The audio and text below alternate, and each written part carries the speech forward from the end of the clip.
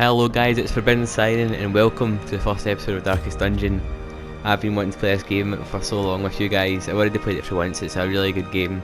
Really interesting mechanics of how the RPG elements work. Just choosing what settings I want here. So I want all the DLC that I've already bought, which gives you a Crimson Court side quest thing to do, and the Flagellant class of character. I was going to do it, wasn't sure what mode to play at. I was going to do the middle one.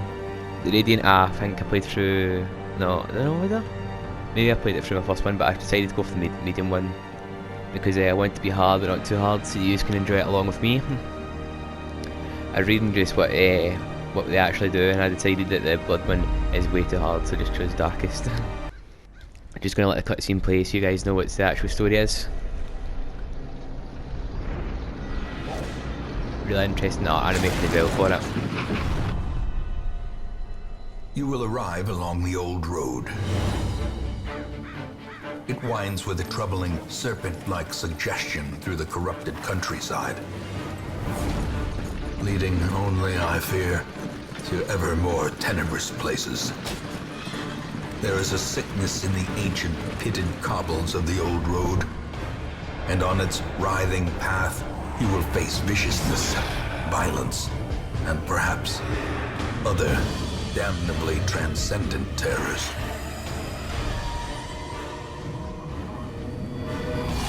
So steel yourself, and remember there can be no bravery without madness. The old road will take you to hell, but in that gaping abyss, we will find our redemption. That guy's voice is just, it's one of the voices that you love, like Morgan Freeman's voice. It's just so satisfying to hear. So this is the start of the game. This is just like a tutorial basically level showing you what everything you need to do. The hamlet is just ahead. And he hears every mark of your battles. Dispatch this thug in brutal fashion, that all Just love may hear hearing of his your voice, it's so arrival. good. Basically, every character, they've got like different sets of character. They've got a Crusader here, and a Highwayman. Obviously a Crusader sword. And Heavenly Justice, because he fights for heaven and that, is it? Yeah, the Crusader, I'm still checking. They've got a Highwayman, which is just in it for gold and that. Your characters can develop quirks and stuff. So like, if you open a chest, one of them will take all the stuff and say, oh, this is for me. And you have to get rid of it, because this thing called a sanitarium, you have to like pay coins and it gets rid of the quirks, and you can get like diseases and that, which you have to get rid of. The main aim of the game of this Darkest, it's called Darkest Dungeon, the dungeon, and it's got 4 levels in it. You have to go through it every level in the Darkest Dungeon, and then once you've done that, that'll be the game completed. But you've got other stuff to do first. You need to level your characters to at least level 6, and then battle them, and sometimes you have to bring in special items to this Darkest Dungeon. Once the character dies, they're dead forever. That you can't bring them back. There's 13 classes I believe of character. Some are not as good as others, but yeah, once you die they never come back. This is an easy battle usually, but I kept just mucking about. I don't know if it's harder because the harder mode or not, but I should have went for the back guy and then the front guy, but I just kept going for the front guy for some reason. I don't know why I did that. Once you kill someone, as you see here, their body still lays there. They still have like bleeding that, so you have to like actually still hit them, get the characters from the back closer to you, because sometimes you can't hit them with your characters that are at the front, because they're too far behind. But this guy's only like 2 spaces ahead, so it doesn't really take much. And you can still hit him, but the Crusader I can't hit him because he's got a max range of 2. The Iron Man obviously got a knife. He can shoot all ranks. What you're basically wanting in every party is a healer, 2 attackers at the front, and then maybe like a status booster in your third zone. You can have up to 4 people in your party. Slowly, He also died from bleed, this is how a life is taken. which easy. Once you complete a quest, that comes up, then you just return to Hamlet. But I decided to open the chest. The chests are not always good, as you see here. Traps, you got blight there, which is basically sickness. And you just have to level them up. It takes a while for level 6. You've still got other bosses as you complete all the levels. There's 4 bits in total you can go to and travel to. You only unlock one at the start though. And this is your main town that you're trying to upgrade. And such as it is, I'll just let this bit play and you'll see. this squalid hamlet, these corrupted lands, they are yours now. and you are bound to them. As you can see there. Women and This is your men, birthright, soldiers and basically. outlaws, fools You and get corpses. some All characters will there, find their way to which us now are, that we've the got a road is healer, clear. a status effector, and 2 attackers there. The healers are In Vestal. time, you will The know plague the doctor's like a status tragic effect extent of my guy. failings. He mainly just affects the enemy, like gives them blight and Trinkets stuff. and charms, Because he's a gathered from doctor all and the obviously forgotten medicine and corners stuff of the related. earth.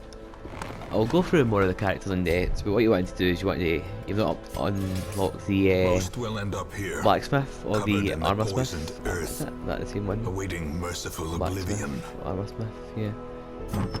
Yes, you want to unlock the 2 later, but you can't now. All you've got is the sanitarium, the graveyard, the tavern, and the coach, which allows you to get more characters, as you've seen there.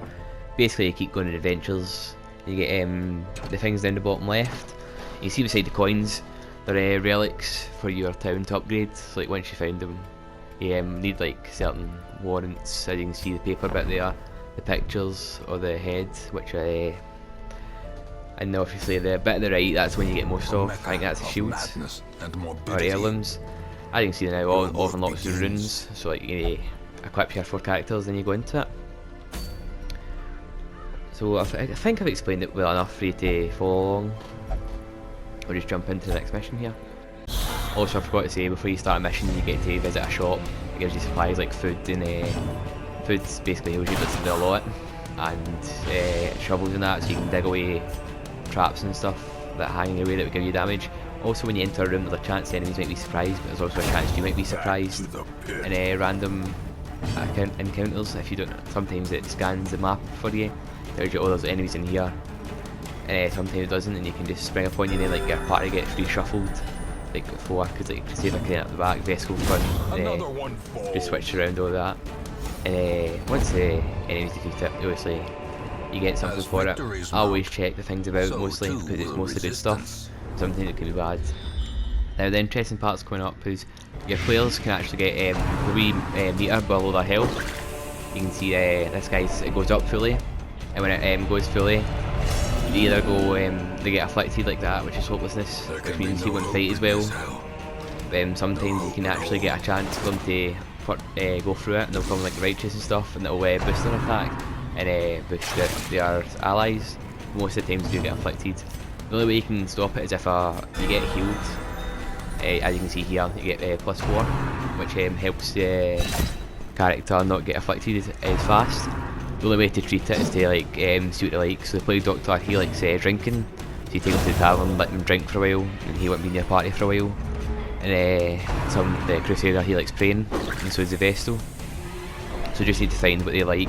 We usually tell you in a text box at the side at the end of the missions, but sometimes they can actually hurt your own party, and other times they can, if their meter fills up twice. I can see like he's got like a white block completely around, just like a white square that's completely coloured in. If that goes all the way back up again, he will have a heart attack, and if he has another heart attack after that, he's dead forever. That's what interesting mechanic of the game, and it's very, very unique in that sense. But luckily enough, this is the end of the battle. I've only got one guy to go, so he won't have a heart attack. As you can see, we killed him easy with the highwayman there, and that's all the loot you get. You've seen some heirlooms there that you can get, so you can upgrade stuff. You always have to investigate the last chest if there is one, just in case, because you're at the end anyway, so may as well. You can also exit the game if you feel like if your whole party's like afflicted or something. You really can't, you know you're going to make it to the end of judging. You can leave and just retreat at any time. By pressing the middle button on PlayStation, like the big middle button, it says retreat. You still get to keep your stuff, but you don't get enough coins, I don't think. Majesty, he likes drinking, so he likes anything in there, but he mostly likes drinking, I believe. So take him there, and then we need more allies. So we've already got a plague doctor. I feel like one's enough in your party, but you can't have enough vestals. I think you need 4, especially for the darkest dungeons. You want to upgrade day 4 to the max level you can. And then showing you everywhere. What's weird is the caretaker, he always seems to be in the church, and he always takes like one of your spots. So if you have someone that likes that, you're fucked. You have to wait for him to go away. But all my other heroes are fine. I just left them to it. I thought well, should I take the play doctor now? But nah. I like to upgrade the stagecoach so you can get max characters, and then see what else you can upgrade afterwards. The weaponsmith and the skillsmith. Is it skillsmith? I don't know. Well, you can upgrade your skills in one of them to like do more damage and stuff, and armor. You can also equip trinkets. I just sell them now because these ones aren't very good, and they won't matter as much at the start of the game until you've leveled a few characters up. We'll just skip to the next mission here. As you can see here, there's a trap which he disarms, and that gives you quite a lot of your sanity back. I think that's called sanity, I'm not entirely sure. But what was I going to say? Yeah, the torches. See if you look at the top meter, like a torch, it slowly goes down and down and down. Like the more dark it becomes, like the more that stress gets put on the enemy, or your team I should say. As you seen, the Vestal got a little bit of black mark above their head. Also hunger. Doesn't really do a lot of give you a lot of health if you eat food. You can see the black mark there as well as the torch gets slower, which it shouldn't be. It doesn't do too much because it does like 2 or 1 at this level. But other than that, it's not too bad. You just make sure you keep top up on torches. Usually for a short mission like this is a short one, you can get 8 torches and that should do you. Because usually you'll find a torch like halfway through and it'll like help you a wee bit. But long ones I suggest maybe 14 or 12. 12, yeah, 12 will be enough because you also get a campfire with the short and long ones. And you have to make sure you've got food, and then your enemies can like your allies. I keep saying enemies. Your allies can do stuff for you. Like they can like, if the Crusader for say is really stressed, you can use your other characters to de-stress them. If one of them's got bleeding or is injured, if you got a healer, they'll just heal them up and give them a bit of buff as well for the next fight. As you can see, quest completed here. It's not bad. Back to Hamlet. The great ruins belong. If you look right, you'll see the Plague Doctor has been dramatically de-stressed. He's ready to go on the last quest. He's not inflicted anymore. I'm going to take him back in the pub though. Maybe he can go back to the missus. A few kind of Stellas, relax the veins. But if you see there, the occultist, the guy with turban, he's also a healer, but he's a bit weird because he can either do like 1 healing or like you can get a crit in 13 because he usually crits quite a lot. He's also quite a damage healer as well. He's a bit of a risk to use. Sometimes he can be really good, sometimes he can be really bad. But if you upgrade his skills, then I think he's worth the gamble. The bounty hunter and the archer at the top, they'll link up as well because the bounty hunter will mark a target, and then the archer will do a thing like will mark targets, and it shoots when it does like 2 times as much damage. That's really all you need to know for the first basis of the game. Not really much more detail I can add to it. That's going to do it for this video, guys. If you enjoyed, please like. This video has been a long time to edit. If you want more of this, leave it in the comments that you want more, and I'll play more for you. Or if you want Bloodborne instead, you want more Binding Isaac, if you want me to do challenges, just let me know and I'll do it for you. Absolutely smash that subscribe button, try to get 100 before next month. And that's going to do it. See you in a bit, guys. Peace.